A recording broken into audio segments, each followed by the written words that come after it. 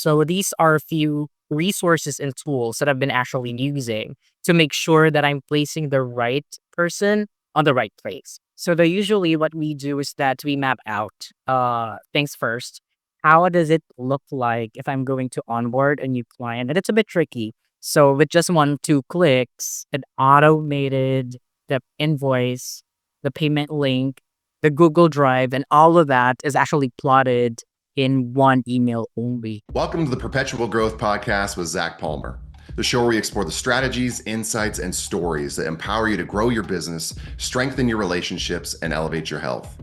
Because growth isn't just about what you achieve, it's about who you become along the way. If you're running a 6 or 7 figure agency and feel like you're duct taping your back end together just to survive, today's episode is going to hit you square in the operations. My guest is Cody Lardizabal, a fractional COO and founder of OptiGrow, where he and his team specialize in streamlining systems, automating chaos, and helping digital agency owners reclaim hours of lost time every week. He's helped clients from solo founders to enterprise teams at Verizon and UnitedHealthcare implement automations, SOPs, and CRM architecture that scale with them, not against them.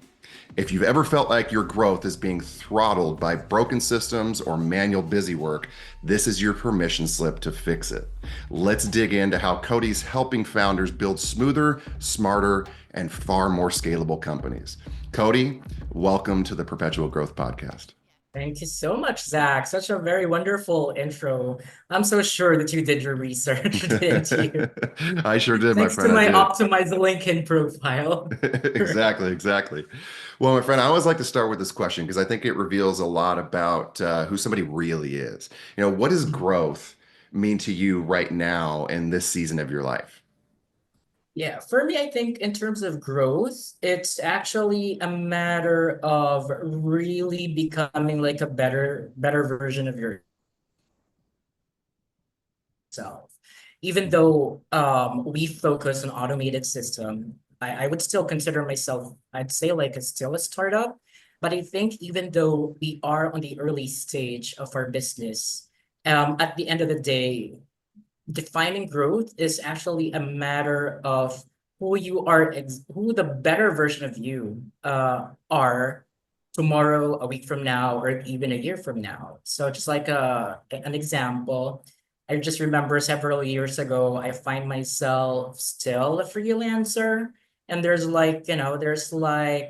um some sort of still an employee mindset way back when I was still a freelancer. However, a part of the growth is not only partnering with my clients, but also getting to such experience of meeting business owners. I'm part of BNI. This is not a promotion, but I'm part of it. And at least learning from these people is a part of that huge definition of growth. Mm-hmm. Oh, that's amazing. I like that, Cody. Talk a little bit more about that transition from freelancer to business owner. What were some of the, maybe some of the mindset challenges, the fears, the excitement, the emotional roller coaster that you went through as you embarked on your journey. And then, also, if you could dovetail into some of the successes that you've experienced that you were just sharing with me before we started recording, because it's pretty amazing what you've accomplished. So I'd love to hear about that transition from freelancer to owner, and then some of the things that you're succeeding at today. Yeah, sure. That's really an interesting question, honestly. Way back, I think that was like 2021 or 2022. Although I've been doing like freelancing since 2018. So just a very brief background about myself. Even before I started online freelancing somewhere between 2017 to 2018. But before that, I've got business process outsourcing, call center experience as an operations and a process manager. If I go back, way back 2022, 2021, I just see myself as a freelancer with multiple clients. I outsource my work to other people, I pay them, and I just really wanted to do that while roaming in the streets of either Vietnam, Chiang Mai, or Bangkok. I love Bangkok. I love Thailand, by the way. Like before, I was even at that point where I just really wanted to stay in Chiang Mai, particularly, not really in Bangkok because it's too hot there. But at the end of the day, what really changed was when I started with started joining the business community, which I mentioned earlier was BNI. So I was as far as acquiring a 1 year visa in Thailand so I could stay longer, like for a year. However, at the end of the day, I wasn't as deep as really going to the mindset of having a mission, a vision, what exactly is my deeper why is. Way back my deeper why, and I think this is very common for startups and transitioning freelancer to entrepreneurs out there, that you just really wanted to earn a lot of money and pay someone maybe from Indonesia, India, or Philippines to get much more profits. I was like that, honestly. Mhm. But at the end of the day, it's not I mean, I wanted much more money to sustain my lifestyle as a digital nomad in Thailand. But at the end of the day, it's not all about the money. It's also really embracing or really figuring out, not really embracing, but rather figuring out what your deeper why is. Like in my case, if I could actually talk for my country, I know how Filipino talents are very good. At the same time, if I'm gonna compare Filipino business owners as compared to our counterparts in the US, we're not as technologically advanced as they are. So it became my mission to also kind of uh, bring back to the Philippine business community on also bringing back whatever we have learned or we have actually deployed for the Western market. Because to be completely honest, my company's main target audience are still from the US, simply Mhm. because when we say automations, fractional COO, AI, it's the Westerners who has a much higher level of awareness, but that doesn't stop from there. Whatever Mhm. we have been deploying in the Western is something that I feel that needs to be bringing in Asia, Southeast Asia, especially in the Philippines, given the talents that the Filipinos have. It's just a matter of educating and inculcating both the Filipino business owners and the Filipino youth of understanding how technological advancement can help. I would say that that's like my deeper why. Uh, Hence, I'm a business owner right now. Yeah, no, that's amazing. That resonates with me on a high level because, and I think many entrepreneurs can appreciate this. However, I don't know that as many have experienced it, at least yet. But I know for me, and many of the of my you know friends that are in similar industries, there was when we chase the money, it seems to never come. And Right. initially, that's what most people are driven by. We want more Right. financial Right. freedom and success and whatever that means I to you. agree. However, what you resist persists. And when you're able to shift that mindset and start pursuing your purpose and focusing on Mm, contribution and service, then the I irony is agree. then money tends to follow.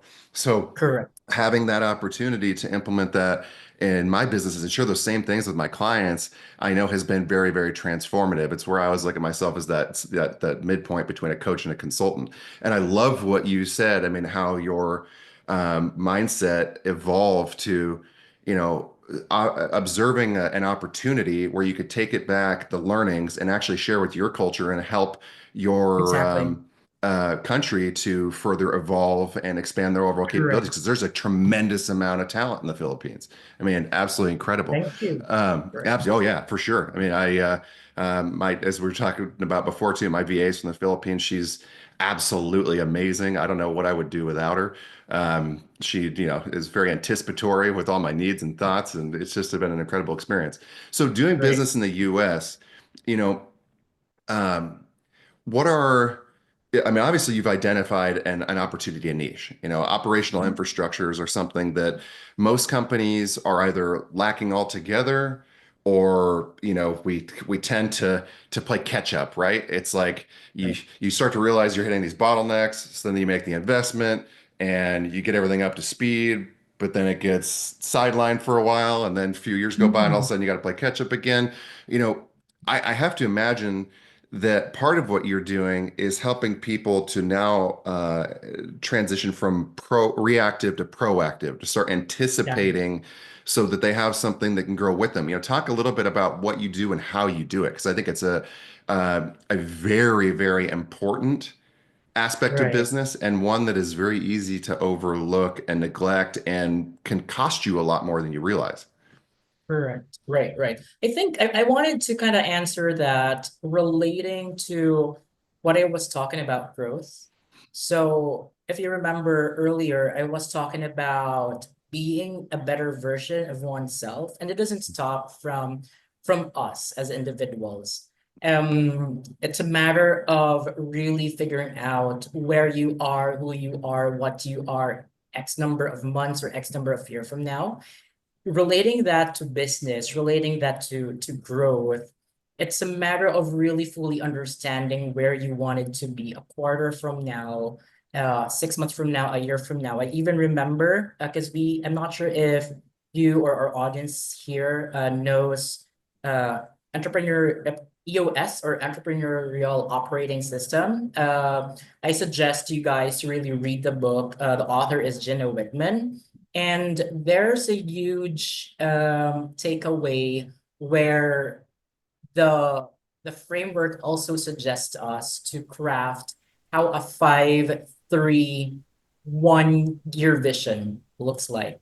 So being kind of clear where you wanted to be as a person or in your business, it's very important to it's also very important to set like the action steps, or exactly the initiatives that you would be wanting to create for your company. And as someone who has been a very, very big fan of process improvement, if you have the mindset of like growing double next year, why not get started with the foundations? And that is actually system. So basically, that is where making sure that you got your sales and marketing funnels all dialed in. You might also need to consider like automating a lot of parts of the sales and marketing funnel. I have, by the way, a ready-made system that can actually help out our business owner friends out there. And if you envision growth like times three, times four, why not get started with the foundations? Um, Automate what you can automate. So it's like hitting 2 to 3 birds in one stone. You already got like a clear picture. You got your numbers. You got your vision that after X number of months from now, I should be able to get this ABC 1 2 3 client.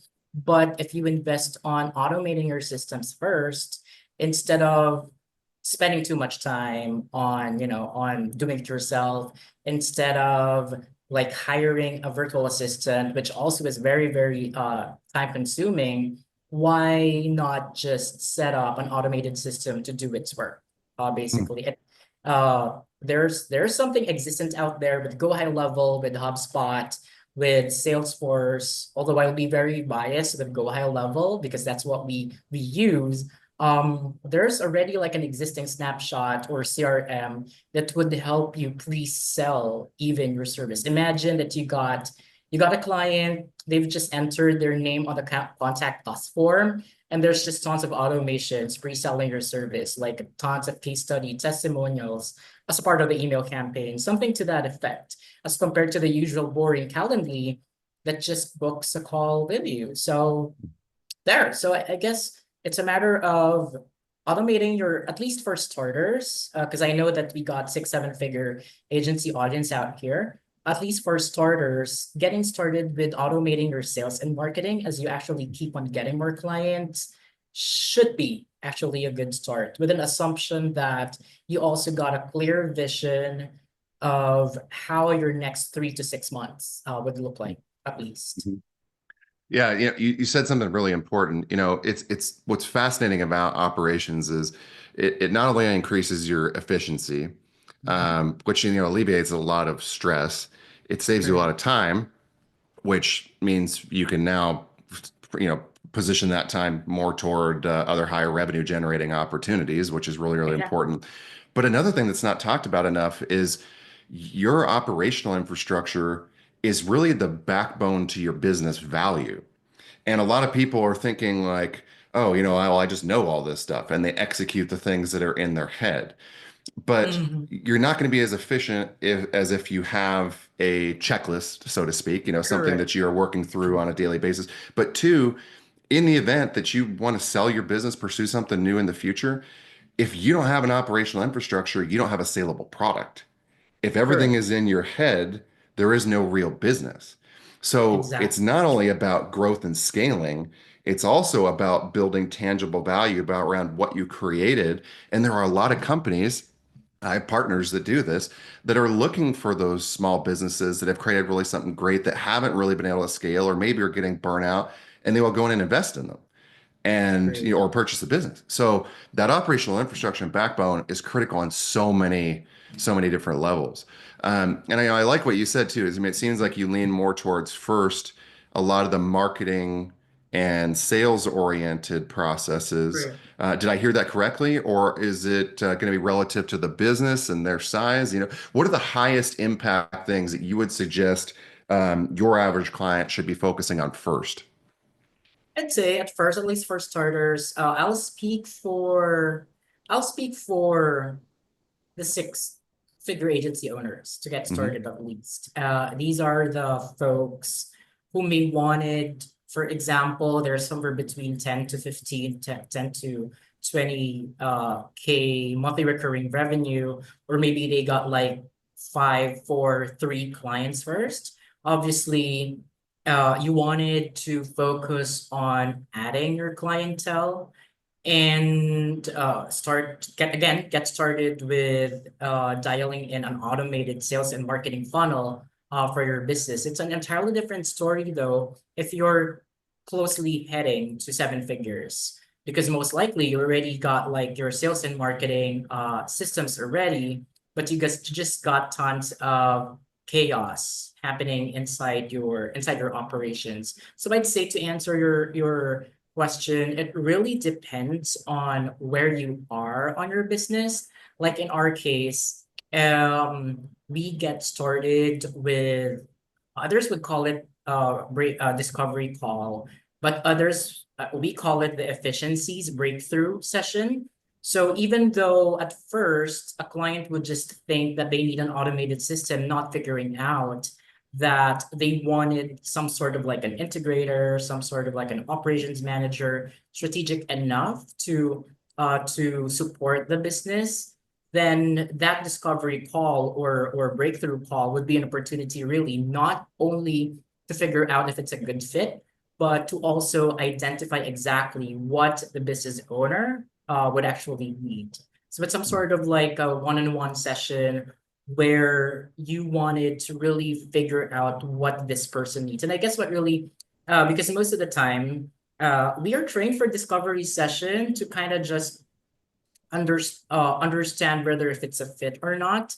In my case, I really go far. I guess this is one of the things that a part of the mindset, entrepreneurship mindset that needs to be considered heavily to really figure out opportunities on how you can generally help the person that you're talking to. Not getting into a mindset whether or not it's a fit or not qualifying right away. Don't get me wrong. I understand how qualifying process can actually work. But the fact that you're already talking to the person, maybe this person really needs help, and just try to find opportunities on how to support this person. Hmm.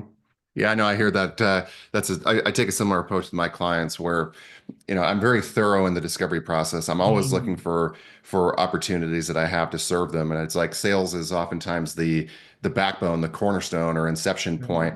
mm, But there's countless different instances where that might be the foot that gets in the door, but then we're looking right. at things to do with their operational infrastructure related to the sales processes. Sometimes it's the go-to-market strategy, their Mm, actual fulfillment and the actual customer journey and experience. So, always looking for opportunities that I can leverage past experience and skill sets to be able to serve right. them at the highest level. And if I can't, then I'm also looking for opportunities to be able to refer them to other people that I know within my network Exactly. that may serve Right. needs, and having that really Right. powerful network is super, super important. So I think you're right. There's, the individuality, while we can operationalize many things, there's, you can't Mm, do that with conversations, because there's different perceptions. People are correct. sometimes unaware of the challenges they have, and Right. then in other cases they're hyper aware, but they're not sure what steps to take to Right. fix them. So I would love to have you talk a little bit about some of the success that you've experienced this year. You talked a little bit before the call about the growth that you've been Right. experiencing. It was really exciting, and I'd love to share that. Yeah. Crazy, crazy, crazy good. Because we've been working with like a consulting or a coaching firm for Hmm. digital marketing agency owners. Uh, our listeners out here can look for Josh Nelson or the Seven Figure Agency. We've been working with Josh Nelson and the Seven Figure Agency for I think since the fourth quarter of 2021. So imagine from the fourth quarter till 2021 up until now, their automations, their infrastructure, it was actually our team, our company who actually built all of those. Fast Mm. forward last year was we get started with a joint venture or a JV partnership with them with an aha moment that even their own clients, because these guys got like 600 to 1,000, if I'm not mistaken, 6 to 7 figure agency owners within their group. And I would really suggest you guys to really Hmm. check this community. It is so cool. I've seen people like literally growing from 20K to heading 7 figures already. So it was last year that we've worked closely. We've had that JV partnership that in the event that their clients need automations, go high level, migration help from Infusion, whatever CRM they wanted to move to go high level as their CRM, it was actually our team who was tapped on. And since then, I guess it's also a matter of really providing a very high customer service for our clients. Not only that we became a seven, not only that we became a JV partner, but we were also able to grow our clientele to as much as times four or times five. To be completely honest, way back we've been like running somewhere between 2 to 4 clients only. Well, let's make it 5 if I'm going to include Filipino business owners. But since then, when we've worked with that JV partnership, and we have been very, I've been honestly, personally, I've been very, very heavy with customer satisfaction mechanisms, really making sure that clients are really taken care of. We were able to grow our company to as much as times four or times five. I honestly lost count, and everything just happened within the last 12 to 14 months because we got today is May and we just started our partnership way back April of last year. So imagine that we were like running 3, 4 clients for the longest time. But since April of last year, we have grown right now to as much as 15 to 17 clients. Hmm. So I'd say it's really successful, but I know that we're still learning. Honestly, we're not perfect. No business, no person is perfect. We still also got our own failures, but again, we are very heavy with keeping track of whatever failure points we've experienced and act right away on finding a solution or creating a process improvement plan on whatever failures these are. We go as far as really keeping track inside our project management tool, which is ClickUp, what exactly are the issues it are. On a weekly basis, we discuss it and we find a solution right away. So Yeah, it's that's been amazing. pretty Well, interesting. congratulations on your success and growth. I mean, that's amazing to have gone through such a dramatic transformation in such a short period of Yeah. time. I'm curious, as we're on the subject, what were some of the things that you implemented that allowed you to be able to grow that quickly, either from an anticipatory standpoint? And was there anything that you learned along the way about oh, like here's another opportunity or potential roadblock or obstacle that we might face here in the future that we can help, also teach and systemize for our clients. Talk a little bit about some of those experiences for you. Sure. I could actually name three. Hmm. For the first two is related to to Gino Wickman's EOS or entrepreneurial operating system. And the last one is more so on the team development, where I wanted to quickly share my experience when I was using Clifton Strengths. I'm not sure if you guys have heard of it, but for the first two, we've been using or we've been implementing the level 10 meetings. What the level 10 looks like is that you get started with with briefly briefly saying hi to the people. There's like a structure, 5 minutes segue to energize the meeting, another 5 minutes of headlines, another 5 minutes of briefly checking department scorecard, and another 60 minutes of what we call the IDS. It stands for issue, discuss, solve. That was the issue tracking mechanism that we have been using before. There's also a part there where we also discuss the rocks. So when I say rocks in other companies, they call it quarterly project list. So I was talking about like how does the vision, how does 1 year look like earlier? I was at least talking how a 3 6 month plan look like. A part of the level 10 meetings is actually discussing where we are on that project list. The main difference, by the way, of rocks or the project list and IDS. Project list is more so of new initiatives for a company. So for example, are we going to start automating client onboarding as well? Are we going to hire X number of client support? And that is actually based from a number-based goal, which we call, the objective key results, KPIs, together with these objective key results and KPIs. And I'm so sorry if I'm getting advanced here, is where we will be able to lay down the new initiatives that needs to happen in the company. So I think I was able to like answer the first two. The second one was IDS, the issue, discuss, solve, where in a weekly basis, good for 1 hour, is where you keep track what the issues are. The way that we even did it is that we compartmentalize it based from the departments. Is it an HR and admin issue? Is it a service delivery issue? Or is it more so of a leadership or a management committee issue? And then we make sure that it will be discussed based from the severity. We discuss it on a weekly basis. It's pretty similar on how we do task management, that we also measure and identify whether if it's an urgent issue, high, normal, so on and so forth. The third one, which is very, very interesting, is more on the people development or team development.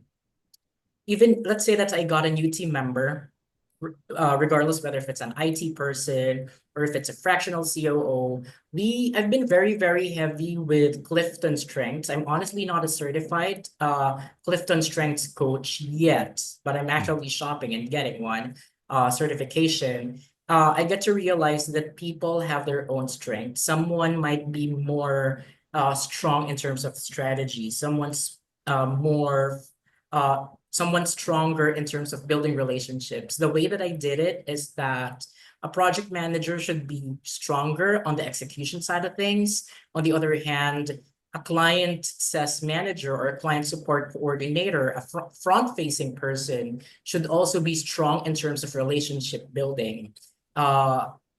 Identifying the top strengths of my people really allowed me how I would be able to maneuver and even navigate them based from where they're really strong at. So for example, someone is a developer of a person, that's like his top one. I needed to get this person on a supervisory level to train the junior IT, something like that. So it's a matter of, and I think it's like a low-hanging fruit. Not everyone would really love their jobs, but they would definitely love their jobs if they're operating on what their zone of genius are. Hmm. Yeah, no, that's very, very true. Now, are you using these systems and strategies as a part of your hiring process? Are you doing it with existing team and looking at how you might shift Both. people? How are Actually, you both. leveraging? Both. Yeah, both. So let's say that I was able to deploy or to onboard someone. I make sure that they answer the Clifton strengths. That way, it also allows me to see exactly what their strengths are. But Mm-hmm. honestly, the problem of Clifton is that it's actually you gotta pay. You gotta pay like, Mm-hmm. if I'm not mistaken, $50 Mm-hmm. to purchase or to take the exam.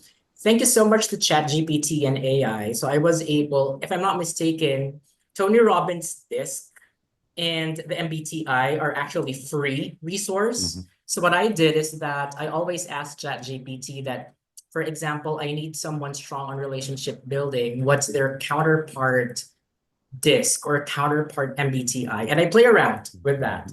Luckily, when I've started, let's say that they're hired already, let's say that it shows that they're extrovert, they're really good in relationship management, they're more self-influential. So most likely these guys will be placed on a sales or customer support role.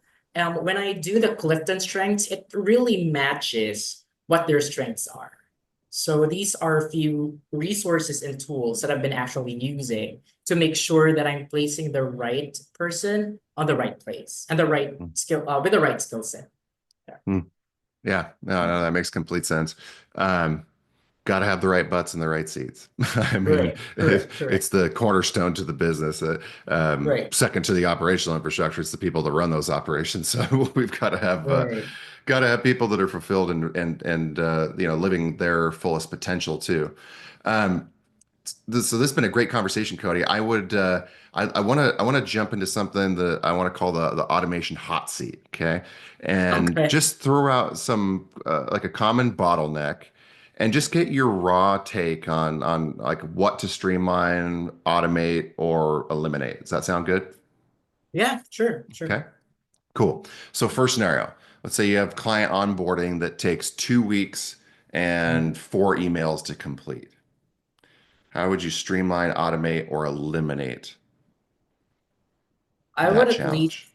first, that's actually like an actual project Hmm. right now. So Perfect. let's assume that they're also using Go High Level Hmm. already. At least what I need to basically automate is the entire process Hmm. of onboarding basically the client. So the Hmm. usually what we do is that we map out things first.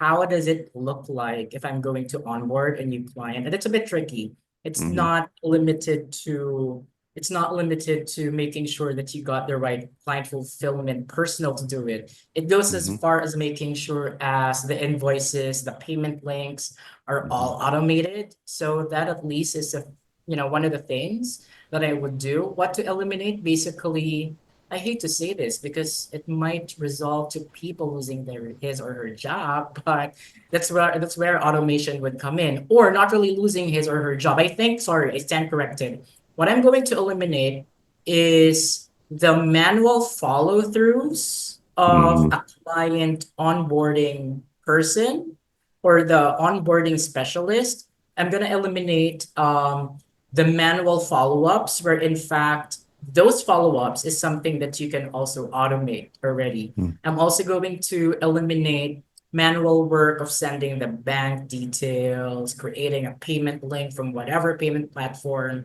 If a CRM out there can already do that with just Hmm. 1, 2 clicks, or moving one name to another column, and it would also automate a lot. I even remember when we were onboarding clients before, we go as far as manually like creating Google Drive, sending an email, hey, this is your Google link, this is where you dump all of your assets, all of your good stuff.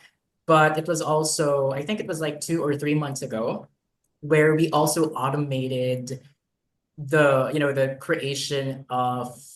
uh creation of the Google folder. So with just 1, 2 clicks, it automated the invoice, the payment link, the Google Drive, and all of that is actually plotted in one email only. But of course, you'd still needed to have a kickoff session. But at least there's, I think, if I'm not mistaken, that's already several hours saved already. The reason behind why most of the companies out there would take a week or two to onboard a client. But to add on that, I would have to also jump from automations to projections. Most of Mhm. the time, one of the things as a fractional COO, one of the things that I've noticed is that the reason why they are delaying their onboarding is that they don't have the proper manpower. That's because they didn't have the proper projections of how much X number of clients they wanted, and people just get surprised with a huge amount of clients coming in, where in fact, if you've also invested on manpower or even talked to another company or another collaborator, we call it collaborative competition, whom you can outsource your service to, then as long as you're ready with all of those plans, then give me 5 clients right now, 10 clients right now. I can just onboard them in one snap. Yeah, no, that makes complete sense. And I love you sharing your thoughts on that, Cody. It takes me back to there's always power in preparation, right? And I love what you said about Mm. mapping out the processes. And it's easy to get myopic, like hyper fixated on one part of the process and neglect the others. It's like, True. we not only need to map out the onboarding, but who else is affected. There's the what precedes that onboarding is any the communication with the sales team. And how do we automate those transitions, that handshake from the sales to the fulfillment team? Mm. Agree. What does that look like? What are the automations that need to enhance our communication internally and then externally with the client?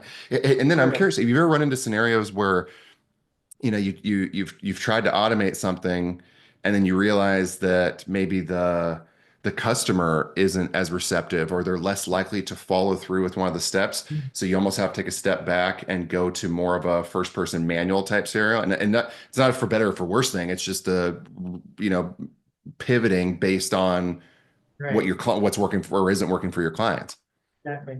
Right, right. It really depends on the type of client.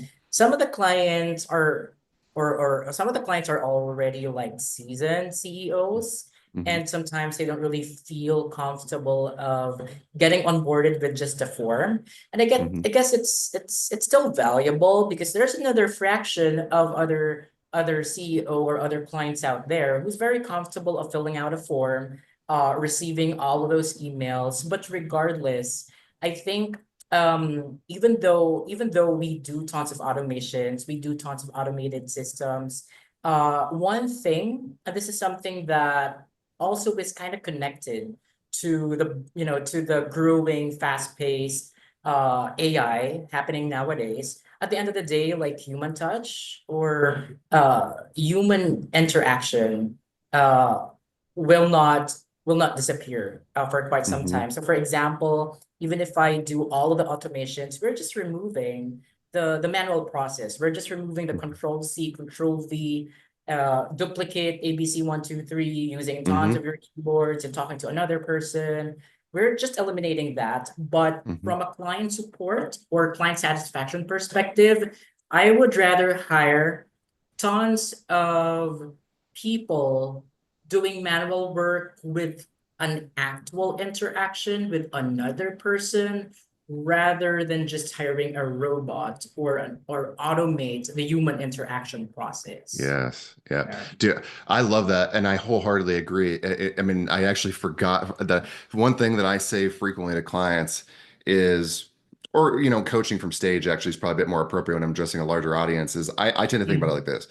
If it's higher ticket, then lower automation, i.e. higher Right. touch, more first person communication. Lower Exactly. ticket, if somebody's only paying a 10, 20, $50 a month membership, you're going to have higher automation and lower touch. Exactly. Now, first person, in terms of those communications, the automations are important regardless of the size of the business. It's just when it comes to those first person interactions, the more people are investing, the more they Hmm. expect to have somebody guiding them actively throughout that Correct. experience. So I love what you're saying. Let me throw one more at you. Um, so what about a scenario? Again, this is streamline, automate, or eliminate, where leads are slipping through the cracks in the CRM. Okay. How do you help resolve that? All right. So that's very interesting because that's like our interesting question because that's actually like I'd say our flagship offer Hmm. basing from the growth I've mentioned 17 earlier. We Hmm. always get started with fixing their sales and marketing system. Hmm. So Hmm. if you remember, most of us here, we're very comfortable of Calendly. It's Hmm. just popping out in our calendar, but Hmm. eventually you were able to talk to the client, but there's still tons of manual process that you need to create a proposal, you need to schedule them, yada yada, all of those good stuff. And then there comes that the follow through falls off the crack somewhere. I guess that is where the CRM would essentially come in. So I'm not so if some of us guys remember, regardless whether you're using HubSpot, Salesforce, Go High Level, the CRM itself um, functions as a tracking mechanism where we'd be able to keep track of our clients. The way that we even do it is that once someone has booked a call to us, they would go to one column. That's how a CRM are usually designed, like per pipeline, per column. And then, for example, someone did not show up using a CRM, regardless whether that's HubSpot or whether it's that Infusionsoft or Go High Level, if they didn't show up, you just need to move like one name from one pipeline stage or column to another, and it will automatically send them the rescheduling link. Trust me, I got that kind of product. Maybe some of our listeners here would need it. And then, for example, there's also one thing that we have been also creating that not only this is where the pre-selling comes in. I mean, come on, you've already automated a lot of stuff. Usually with Calendly, we're very used to, the simple notification. Hey, you've booked a call. You got a call for in 24 hours. You're gonna call in an hour. At least on what we've built, it also pre-sells the client. So how we do it is that if someone books a call, a part of the automation or the email campaign is actually sharing testimonials and case studies of the clients already. That's also, we call it the hot lead follow-up automations. And even let's say that they're scheduled for a closing call already. Not only that it confirms or an email, but it keeps on continuing to send of testimonials and case studies already. But it doesn't go there in CRM, especially for Go High Level, I can speak for Go High Level at least. There's an opportunity to kind of still customize it basing from how their sales process would look like. So, for example, you can even automate service agreements, contracts, invoice, and that really saves a lot of time.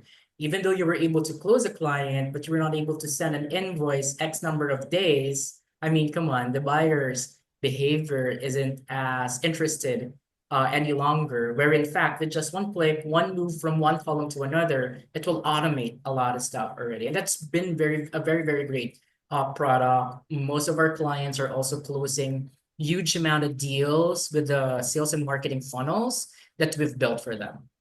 Mhm. That's amazing, Cody.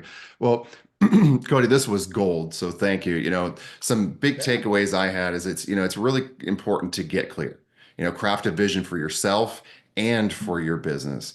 And then Right. you're really going to determine the steps to create that outcome and then take action toward those steps, review, iterate, rinse, and repeat. I love how you talk about you Right. leveraging Clifton's strengths, making sure you got right people in the right seats, and also the importance of mapping out your activities, taking that step back and looking at all of the processes, whether it is marketing or sales or customer journey and client experience.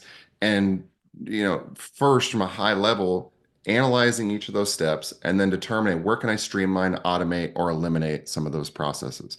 I mean, the way you Correct. break down complexity and really turn it into executable structure is exactly what so many Mhm. founders need, even if they don't realize it. So for anyone listening who's still trying to scale with screenshots and sticky notes, it might be a good time to reach out to Cody. You And can connect with spreadsheet. Don't forget the spreadsheet. yeah, yeah, that too. You can connect with Cody at optigrow.com. That's optigrow.com, and schedule a free discovery call or follow up with him on LinkedIn for tips and systems that save you serious time and money. Now, if this episode gave you clarity, make sure you share it with another founder who's knee deep in operational chaos. Leave us a 5-star review and help us reach even more people. You might just change their business. This is the Perpetual Growth Podcast, and I'm your host, Zac Palmer. Remember, growth doesn't happen by chance. It happens by choice. We'll see you next time. And thanks again for joining us today, Cody.